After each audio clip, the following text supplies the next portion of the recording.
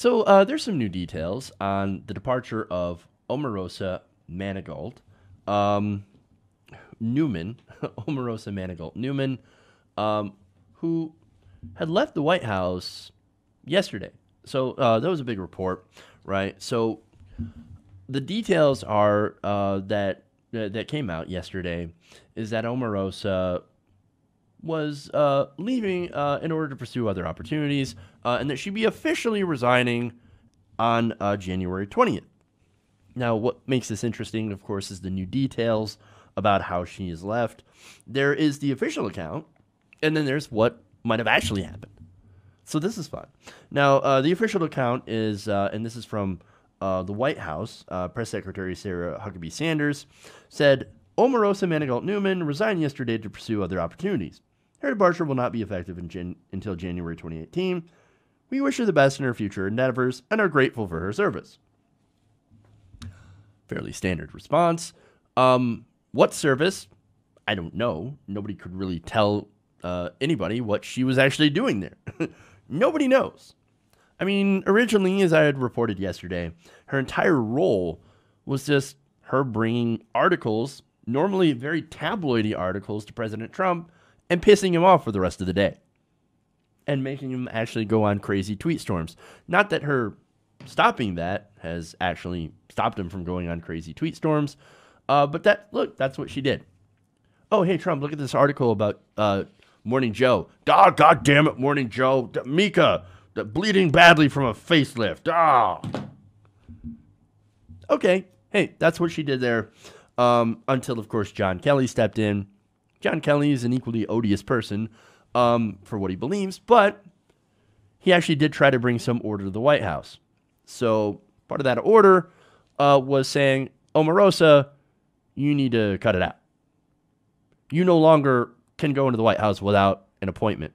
Now, that is actually going to be really important to the other account of what might have actually happened to Omarosa and why she suddenly left. Now,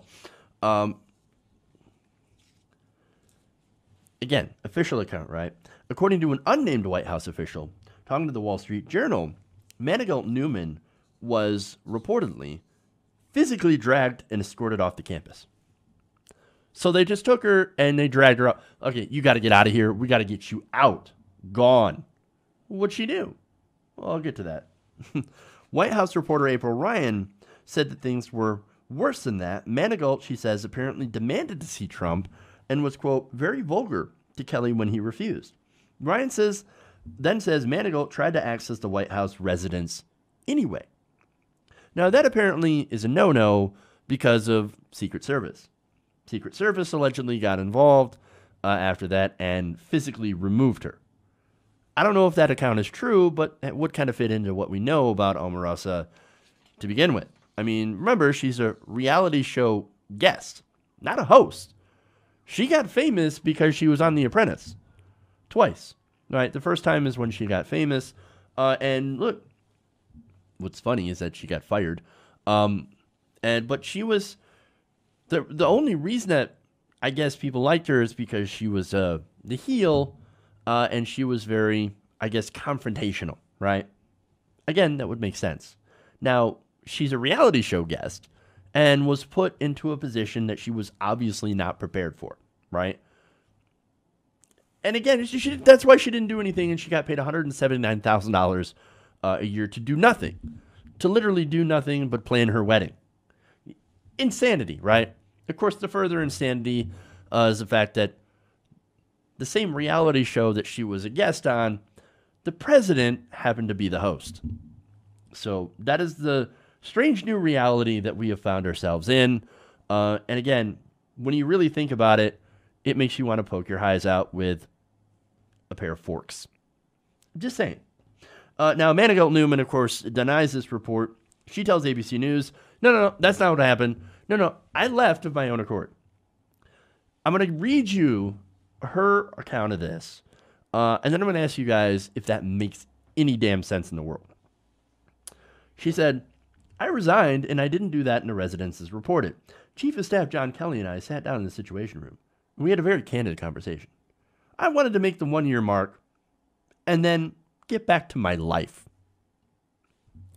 So wait a minute. So you want me and the rest of us to believe that you, with a job where you've got paid $179,000 a year, doing nothing in the White House, working for the most powerful man in America, and yet you want us to believe that you wanted, with all that you just wanted to quit after a year. Hey man, year's up. Best job I ever had. I love being here in the White House. Ooh, oh, look at that. Golly gee, it's a year. I better resign. Does that make any fucking sense in the world? No. You seriously expect us to believe that you were just so tired of living it up in the White House that you just wanted to get back to your life?